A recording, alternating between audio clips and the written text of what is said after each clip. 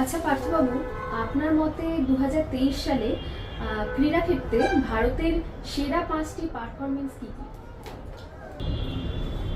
এটা ভালো প্রশ্ন। 2023 সালটা কিন্তু ভারতের ক্রীড়াক্ষেত্রে একটা উজ্জ্বলতম বছর, অন্যতম সেরা বছর বলবো আমি। এই বছরে ভারত এতগুলো ভালো পারফরমেন্স করেছে যে সেগুলোর মধ্যে থেকে 5টাকে বেছে নেওয়া খুব কঠিন। তবে আমার মতে প্রথম 5টা হলো, আমি একে রাখবো আর্মলেস প্যারা আর্চার শীতল দেবীর ওয়ার্ল্ড নাম্বার 1 হওয়াটা। যে মেয়েটি দুহাত নেই, পা দিয়ে তীরন্দাজি করে বিশ্বের সেরা হয়েছে, আমি তার পারফরমেন্সটাকে একে রাখবো। 2 নম্বরে রাখবো ভারতের 2 ব্যাডমিন্টন ডিও সাত্বিক এবং চিরাগ।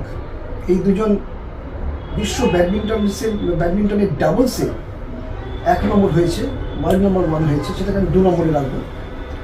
3 নম্বরে রাখবো প্রজ্ঞানন্দের বিশ্বকাপ দাবা প্রতিযোগিতার ফাইনালে ওঠা, যদিও খুব ন্যারোলি তিনি হেরে গেছেন ম্যাগনাস কার্লসেনের কাছে, কিন্তু এটাকে আমি 3 নম্বরে রাখবো।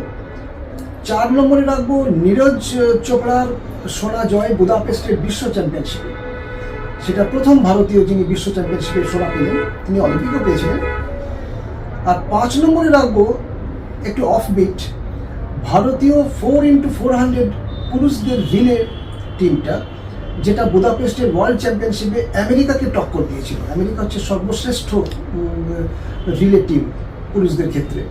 সেখানে ভারত এশিয়ান রেকর্ড করে আমেরিকাকে টক্কর দিয়েছিল। এই 5টা হচ্ছে আমার মতে 2023-এর ভারতের সব থেকে উজ্জ্বল জায়গা, যেটার জন্য ভারত সারা পৃথিবীর নজর কেড়ে নিয়েছে।